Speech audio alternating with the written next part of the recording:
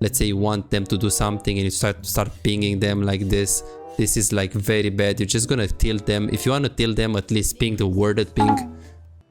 What's going on, guys? Besides here, and into today's video we're gonna learn how to ping properly so you have higher chances that your support and your team listens. This video is amazing if you're AD carry main, but if you're not AD carry main, don't worry, this video is gonna still be extremely good. I want to say that first as a reminder that the tips on this video will not actually make your support always listen, because that's absolutely insanity. You can't always make your support listen to you, but this, from my experience and from the experience that the people that I coached, actually these tips actually work, and I actually encourage you to try this out in your gameplay. It's gonna work, and this is gonna higher your chances of having a higher chance of your support actually helping you when you ping. So let's get started. So the first tip is actually be very clear in your pings. Be specific. Don't just ping. So right now, as you can see right here in display, I'm pinging on my way. It's very specific. It's on my way is because I want to go in, and it's very, very important for you to actually ping the specific decision that you want to have. Like for example here, if I want to push, I ping the push ping. If I want to actually play aggressive, I actually ping them and I ping on my way. If I want specific things from my for example, I want to make sure my support is knowing about the jungle, I just ping the river, danger. So I'm very specific with my pings. I'm not just pinging assistance when I want my support to freeze, assistance when I want my support to help, assistance when I want my support to ward. I'm actually pinging specific pings. Do I want her to ward? I simply ping, I go towards the brush, I ping the brush with worded ping, and I ping her word. Do I want her to push? I actually press the push ping, and so on and so on and so on. So right here, for example, the reason why I'm not actually pinging her is because she already does it. So if she does it, then I wouldn't ping it. But it's good to actually have a pattern to always ping your support or always ping your laner based on what she wants to do. If you actually want her to push your wave, then obviously you gotta make sure you ping her, and you gotta make sure you are specific with the ping.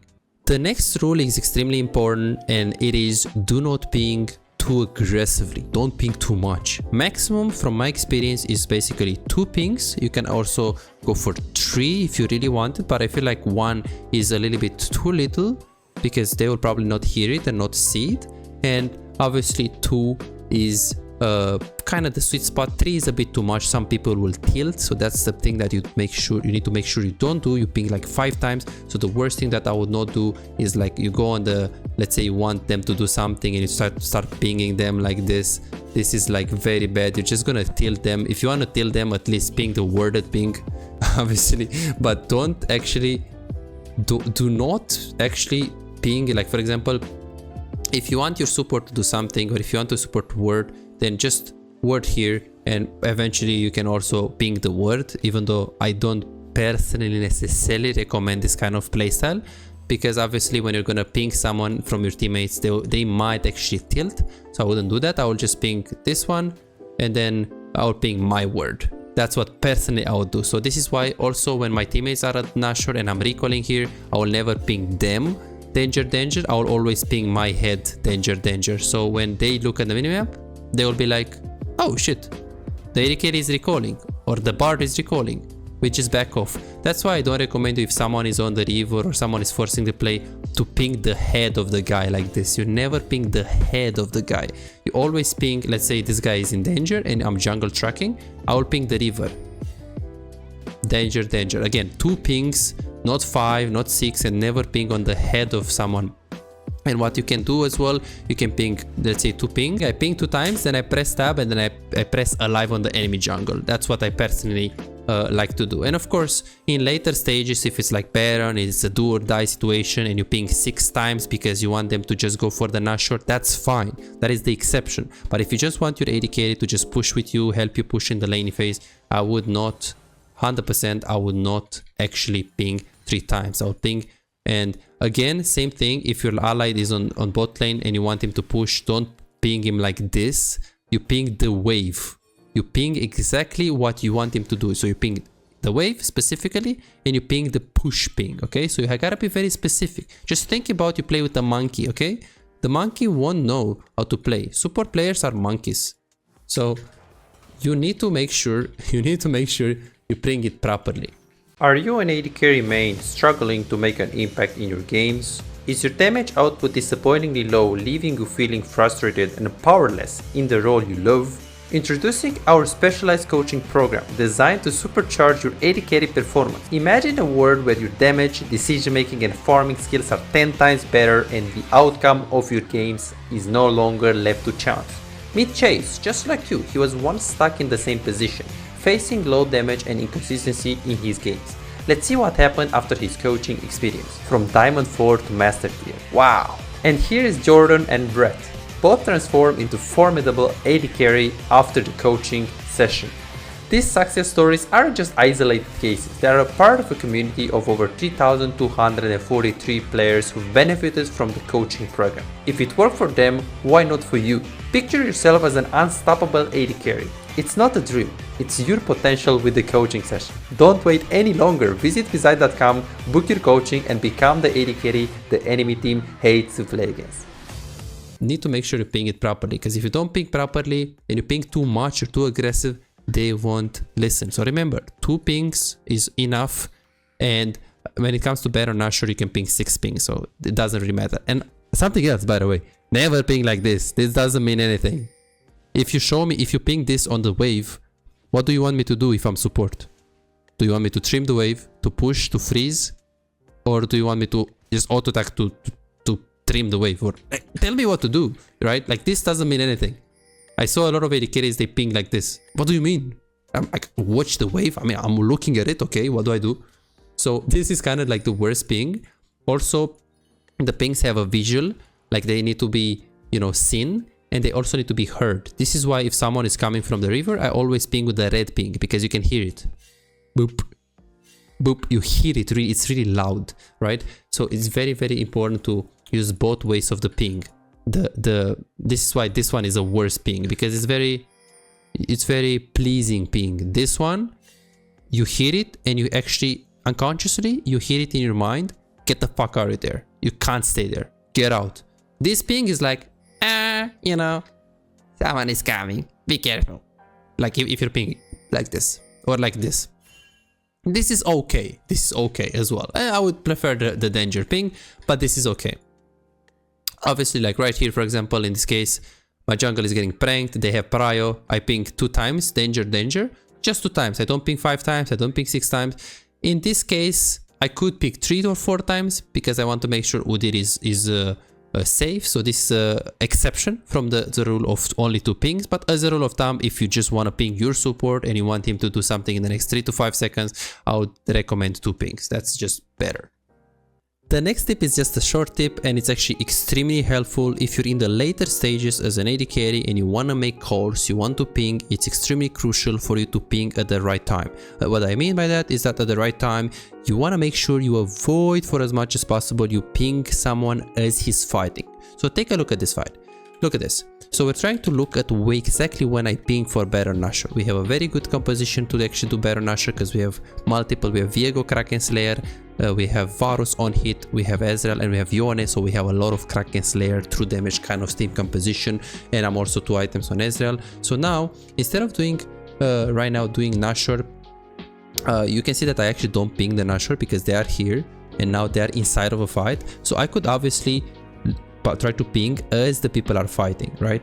But this is the worst thing that you can do. You should never actually try to ping as people are fighting. And you guys can see now when everyone is actually out of the fight, we're pinging Baron. So what I see in low elo, a lot of people do, what they do is that as they're fighting, they're pinging the Baron when Talon is going in, or so. Before you ping, you really gotta make sure you watch every single teammate and you see if most of the people, like if the people that you need the Baron, if the people that you need to do the Baron with, the most important guys with the most important DPS are inside of a fight, do not ping the Baron. You need to make sure you ping the objective after everyone, like after most of the people are outside of a fight or they are not looking to fight. Because if you're pinging Baron and they are looking to hover a fight, they are looking to go in, or they are looking to just do something, they won't listen and they won't hear your ping. So this is very important. Another very important thing when pinging is that you need to hover your pings. For example, if you stay behind and you just ping your support to go in, this is very, very bad. He will probably go in, but very, very bad. As you can see, Thresh is pushing and he doesn't know what I mean by me pinging, right? I need to be clear. So what I do is that when I want him to walk up, I ping, and as I'm pinging, I'm walking up, right? So you hover your own ping, because if you only just ping and you back off, that's not gonna be like really good, right?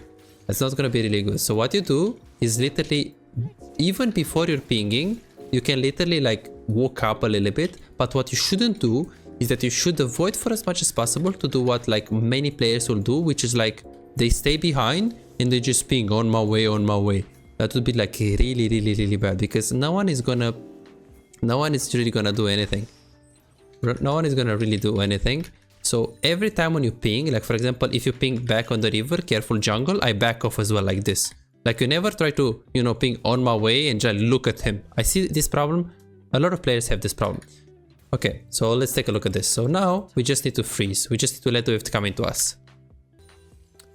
So I'll trim this wave. We just need to freeze this. Oh my. So check this out, guys. So it's very, very important. So this can actually be in a lot of cases, you know, wave is coming into you, you just want to have a freeze. You're chilling, you know, you're just trying to zone. And then now all of a sudden, after you're actually freezing, he dematerialized the cannon.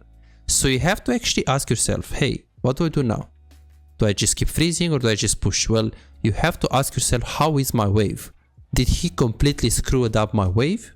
Is it impossible for me to freeze? Is it impossible for me to actually keep doing what I wanted to do initially, which is a freeze? Or should I keep pushing? Did he screw my wave up? So now I can keep freezing, because with 1, 2, 3, 4, 5, we have basically 5 minions against 1. As you can see, 4 minions difference. So this is a freeze. So if I know I can freeze even after he screwed up my wave, I'm gonna keep freezing. You can ping him once if you want, but your support, what he will do most of the cases is that if you stand still and you only last hit, he will also hover that, like he will try to do that. So now if the wave is still freezable, I would freeze. The problem is that I have a Ooga Booga support of SoloQ and he hits the minions. I ping him once, but now you might ask, wait, so what should I do right now, coach? Well, it's simple. Can you still freeze? Can you still do what you initially wanted to do? Or did he screw up your wave? In this case, he screwed up the wave. He completely broke the freeze. Yes, I should have not hit the minions and only last hit and slow push into them and just because he only took the cannon. So the moment when he took the cannon, it was still doable. Look at this. He took the cannon, it's still doable to play. I can freeze. But the problem is that he took more minions and he used the auto attacks on more minions. So now the wave is screwed. So now I'm thinking, he screwed the wave, he took the cannon, I can keep freezing, but sorry, he took more than the cannon. The moment when he took more than the cannon, I start pushing because I'm like, what can I do? Like now he screwed up my wave, so I can cry about it or I can adapt. He tried to push, he screwed my wave. So what is the best player now? Well, let me try to crash at least. Let me try to get the wave into the tower at least. This is extremely important. Extremely important if you are AD carry main. You need to actually have this adaptability point. You need to be able to adapt somehow. You can't just be like, oh, he just pushed my wave, better support wins. You gotta adapt. Very important.